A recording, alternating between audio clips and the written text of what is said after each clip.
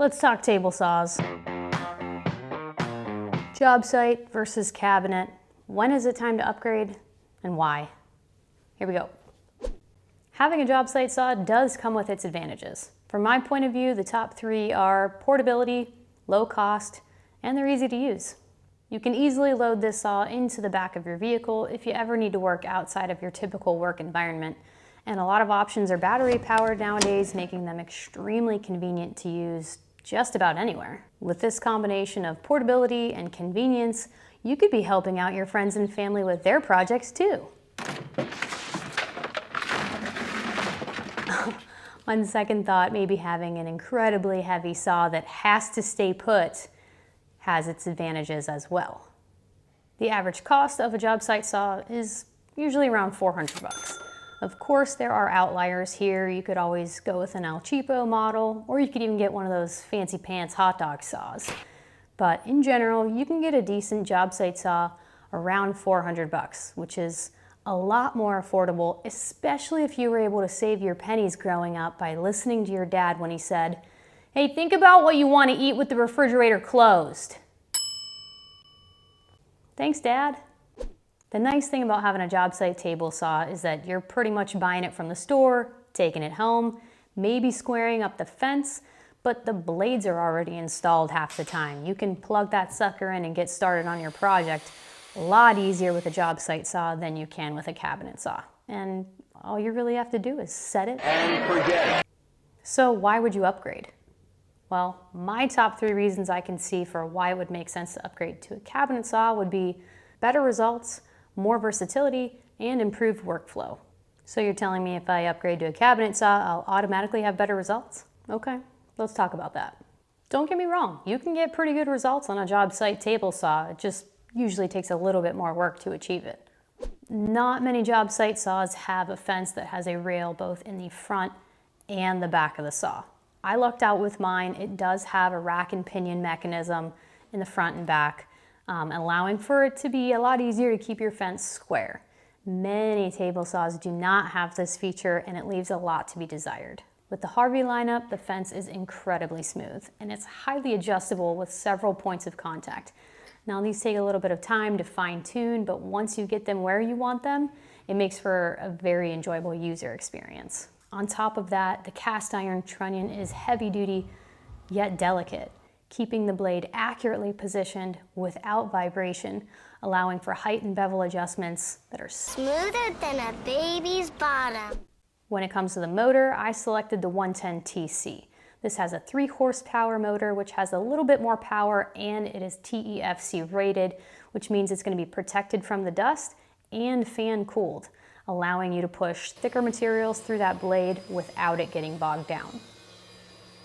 Because of its precision, aircraft-grade aluminum alloy construction, the compass miter gauge that comes with the table saw when you buy something from Harvey will yield incredibly accurate miter cuts compared with the plastic junk that comes with a job site saw. I would do a direct comparison, but I threw that piece of crap away a long time ago. It had more wobble in it than the purple Charlotte steppers.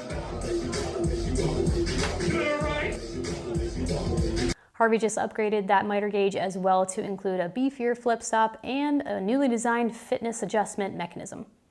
To be honest, I have no idea what that means, but I'm gonna be fitnessing my shopping cart as soon as I can.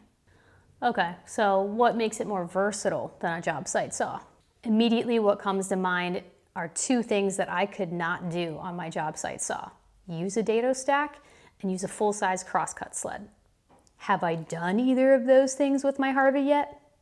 No, but I could if I wanted to, and that's what matters.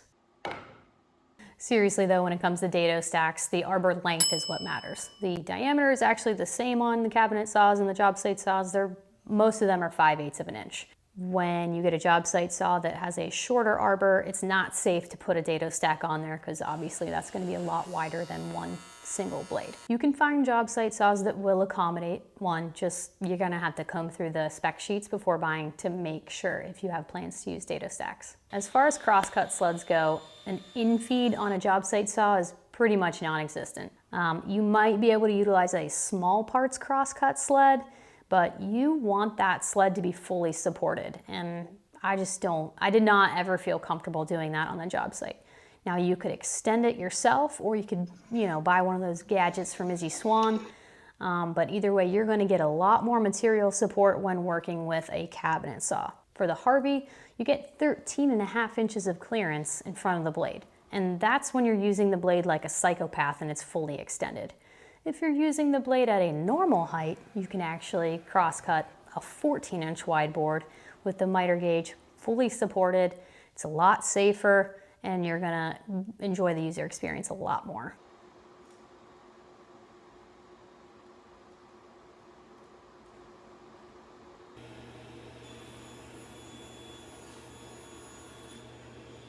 A nice bonus of the Harvey table saw fence system is that it has both a high and a low position, allowing you to work with thinner materials in a safer manner. To my knowledge, I'm not familiar with any job site saw that offers this. Okay, all right. Better results, more versatility. Why would a bigger saw mean better workflow?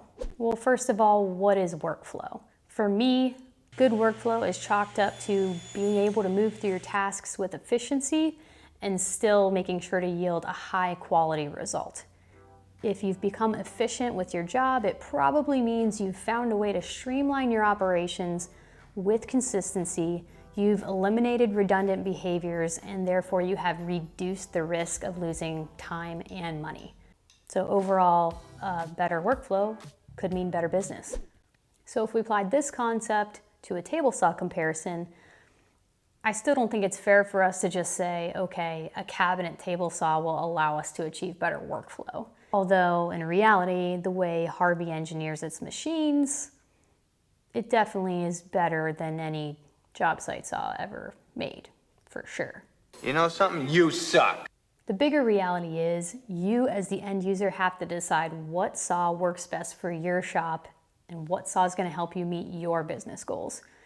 As gorgeous as this saw is, your current workflow may not require an incredible saw with a ton of features and benefits that your job site saw likely does not have. Rest assured though, if it is ever time for you to upgrade to a cabinet saw, you can check out the Harvey lineup and I'm sure you will not be disappointed. With the Harvey 110TC, with the Harvey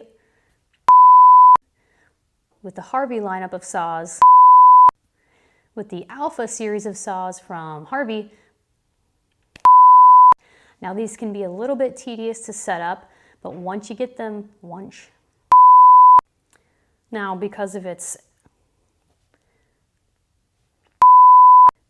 precision.